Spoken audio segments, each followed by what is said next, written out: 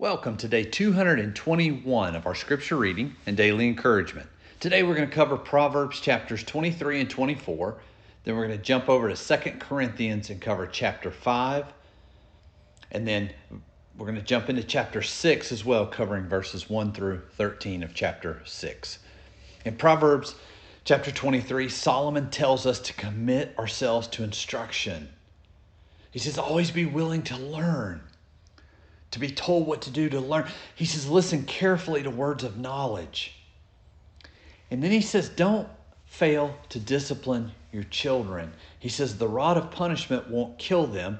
Physical discipline, may save them from death. Then he follows up and he tells children, listen to your mothers and fathers. And he tells the children to seek truth, to seek wisdom, and to seek discipline. Get discipline. And to seek good judgment. And this isn't the first time that Solomon has talked about discipline. Here he says, as parents, we should discipline. And he tells the children to seek discipline. In other words, discipline is a good thing. Discipline is very important. And I would say it's very lacking in our world today. Many people, and we've talked about this before, but many people don't discipline their children. And then everyone wonders why they grow up to be disobedient and difficult adults who don't think they have to follow any rules. But Solomon makes it very clear here and previously that he's talking about discipline being a good thing. Discipline shows love. And he's talking about physical discipline here. Now, as with almost anything that we talk about, there's a balance to discuss here. There's a difference between physical discipline and physical abuse. I want to make that clear. Physical discipline shows love. Physical abuse shows something is broken in the parent. Something's broken in the adult that needs to be dealt with. If someone feels or has to take out physical abuse onto a kid, they've got something wrong with them. So we're not talking about that. We're talking about physical discipline that shows love. He's saying that if a child needs to be disciplined, it needs to be physical discipline. And he says with a rod. And I know this message is not going to be popular with a lot of parents today. But I don't have a responsibility to give a popular message. I have a responsibility to teach the truth out of Scripture. This may not be popular with some parents today, but I will dare say that those are the same parents that will wonder why they have no control over their kids and why those kids have a hard time functioning in a society that has rules and guidelines about how we should act. So if this message is not popular for today, that's okay because it's the truth given in Scripture for us as parents and grandparents. So I'm asking you to shed your thoughts, your disagreements, and listen to Scripture. You're not a bad parent if you spank your child, for example. Done in correction, done with love, that makes you a very good parent. So don't let the same society that brings you rioters that can't even tell you what they're rioting for, don't let that same society tell you that disciplining your child is setting them up for failure or that it's not love. It's the opposite.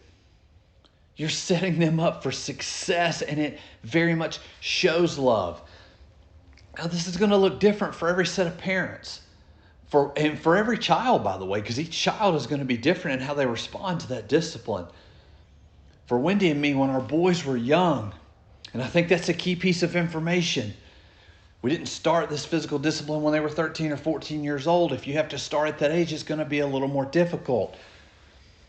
We started them when they were very young, and I would physically spank them if they didn't receive verbal correction. So I didn't start with the physical correction. I started with verbal correction. If they didn't respond, there was a spanking. After I spanked them, which by the way, for me, was one hand on their rear end to get their attention. It was not overdone. But after I did that, I would sit them down. Even when they were little, very little, I would sit them down and very lovingly and compassionately explain to them what they had done wrong and what we expected them to do differently. I followed the discipline with love and affection to let them know that everything was okay. I didn't want to walk away and leave them in this fearful state of wondering if their parent loved them. So I think there's a key practical things to do there, and that's just the example I want to give you. Also, remember, you're probably 10 to 20 to 30 times stronger than that child, depending on where they are in age. So I want to caution you to always be careful. You don't want to turn physical discipline into physical abuse. So today, you get Solomon's advice in Proverbs, and you get some of Jason's advice on how we parented. Take it for what it's worth. In chapter 24, he says, don't hang out with or envy evil people. Instead, build your house on wisdom and become strong with good sense. He says, if you fail under pressure, don't give up. That just shows your strength is too small. Don't give up. Just evaluate, learn, grow. Our goal is to always be growing. So sometimes that under pressure is when we see where we really are. So don't give up. Continue to learn and grow so you can handle that situation better next time. Then he warns us about our enemies. This one's a little tough. He has talked about how God will take care of the wicked. He's made that clear. God will punish the wicked. In verse 17, he says, don't rejoice when your enemies fall. Don't be happy when they stumble. For the Lord will be displeased with you and will turn his anger away from them. He says he will turn his anger away from your enemies. So when you have an enemy, trust God to handle that enemy, but don't rejoice when the enemy falls. This is a really tough pill to swallow, especially for us in a situation right now. So that probably means it's an area that I need to learn some wisdom from. If I'm struggling with it, that's probably a clear indication that I need to learn. I need to gain knowledge here. I need to gain instruction from the Lord that he's given me through Scripture.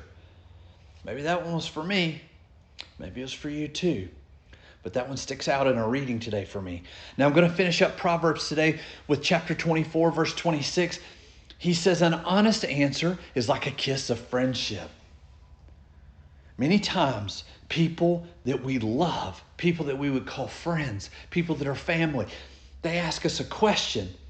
And to be nice, we skate around the truth, trying to not to hurt their feelings. We're trying to spare their feelings. We think we're doing the right thing. But this scripture is a reminder that we need to always be honest.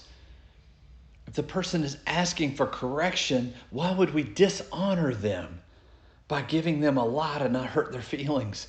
It says an honest answer is like a kiss of friendship. Now, I think we can always be compassionate in our delivery of that truth to our friends. Lots of good stuff in Proverbs today. I just hit a few points. As we transition over to the New Testament into 2 Corinthians, remember in chapter 4, Paul mentioned that our earthly bodies are dying. So it's a fact. We live in these earthly bodies, and every day we age and things break down and we get sore and muscles don't work like they used to and joints don't work like they used to. But he said our spirits are being renewed each day. So our bodies are dying, but our spirits are being renewed each day. Now, as he continues into chapter 5, he describes that, yes, our earthly bodies, they're going to go away. They were never designed to live forever. They're going to go away. I guess they were designed to live forever until Adam and Eve brought sin into the world, but that's a different story. So he says our earthly bodies will go away, but we have an eternal body made for us by God himself. How cool is that? And it's waiting for us. We have this eternal body waiting for us. He says it's not that we want to die, but naturally as our bodies get older and more worn out, we will start to long for this new body that God will give us in eternity. We've got something to look forward to is what he's saying here. He says whether we are here in this earthly body or away from this body, meaning in our new body, our goal is to please Jesus. So it doesn't matter if you're in your earthly body or you're in your new body. Your goal is to please Jesus. He says, for we all must stand before Jesus to be judged. This is important, we will each receive whatever we deserve for the good or evil we have done in this earthly body. Now there's a scripture that we've already covered that says our good works don't get us to eternity. We are saved by God's grace through Jesus' death. It's something we can't earn. We're not saved by good works. Okay? We want to start with that basis. We are saved by God's grace through Jesus, something we can't earn. We are not saved by good works. But then we are also told that faith in Jesus without good works is dead faith. So we're not saved by good works, but because of our faith in Jesus, we're designed to do good works. And here we learn that we will be judged by the good works or the evil that we have done. So salvation is one thing. We're not saved by our good works. We can't earn our way into heaven. That's about salvation. That's a free gift from God, the grace. But once we've received that salvation, we are supposed to do good works. And he says we will be judged by the good works or the evil works we have done. I can't do anything about the evil in my past, but I can do everything about today. I can do something about today. I can do something about tomorrow. No matter what yesterday looks like, today's a new day. Tomorrow's a new day. The day after that will be a new day. And we can do something about what our works look like. In Lamentations, it's a book we'll cover later. There's a verse that says his mercy, God's mercy is made new every day. See, the enemy is the one that wants you stuck in your past. Satan wants you thinking you have no future. Look what you've done. You can't be different. Just be that same person today. But Scripture says we can shed the evil past. We can move forward into a good future. When I read a scripture like this one, in 2 Corinthians 5, it's a motivation for me to stay on the path I'm on, to continue to get up every day and try to do good works for Jesus. And I hope it's an encouragement for you too. When I stand in judgment, I can't do anything. I can't change my past, but I will stand firm that I changed my future. Jesus gave me the grace, the mercy, and the help. It's all because of him, but now I'm going to commit myself to doing good things for him. And that's what we all need to be thinking. That's how we need to live our lives. Scripture often talks about using scales to weigh values. And you can just picture that in your mind. You've got this set of scales. Or if you put something on one side, it will tip the scales. And if you put something on the other side, it will even out the scales. Well, I want you to think about having a good scale and a bad scale. And I'm going to tell you right now, I want my good scale and I want your good scale to severely outweigh the bad scale. I have to always remember, and you'll have to always remember, that our good works don't earn us heaven. However, our good works earn us rewards. That's very important. We're not talking about salvation at this point. The salvation has happened through God's free gift that we couldn't earn, but we can earn rewards by our good works. Very important distinction. Very encouraging scripture here. Don't let the enemy take you back to thinking about your past. Let Jesus define your future. Now, interestingly, as we close out in 2 Corinthians today, Paul then warns them that people shouldn't brag about having a great ministry. He just talked about this a chapter or two ago. My translation says people shouldn't brag about having a spectacular ministry, but they should brag about having a sincere heart for getting people to Jesus. So as we do this ministry, as we do this good work, it's a reminder that we do it with the right heart. We do it with a sincere heart. He says, you may think we're crazy, but we're living for Jesus. He controls us. He died for us. So we can die to our old life. Jesus died for all of us so that we can die for our old life. He says, those who receive his new life live for him now. He says, anyone who belongs to Jesus became a new person. The old life is gone. A new life has begun. That's exciting. That's great news for us. That old life is gone, dead, buried. You're a new person. You're a new creation, designed to do good things for Jesus. And this is a gift from God, he says. Salvation was a gift, and so is this new creation that you are. And God has given us a task. This is important. So we've gotten all this stuff up to this point, but now God has given us a task of reconciling people to him. Do you wonder what your purpose is? Do you struggle with not understanding your purpose? He tells us right here what our purpose is. First and foremost, because of sin, we're all separated from God. But because of Jesus, we can all be reconciled back to God. So we have this instruction, this task of reconciling people back to God. That's your purpose. Now, how that purpose plays out is between you and God. But to tell people that they can be reconciled back to God through Jesus, that's your purpose. You can't make them believe it. You can't make them accept it. In fact, Scripture says many won't believe it. But you have a task, a job to tell them about it, to give so they can make that choice. Paul says God made Jesus, who never sinned, to be the offering for our sin so that we can be made right with God through Jesus. That's incredible news. And as Paul ends, he's pleading with them. He's pleading with them to see the sacrifices that he and his co-workers have made to bring this message to them. He tells them about the hardships he's endured to bring this message.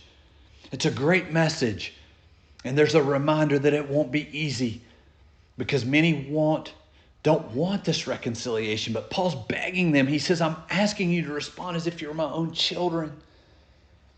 So guys, this is a very encouraging message today, but it's promised it will never be easy. Paul talks about being beaten, put in prison, worked to exhaustion, sleepless nights. He's hungry. But I'm going to tell you right now, it's worth the reward that we will get when we get to our new bodies, reconciled to God through Jesus. Hope you're encouraged today, and I hope you have a great day.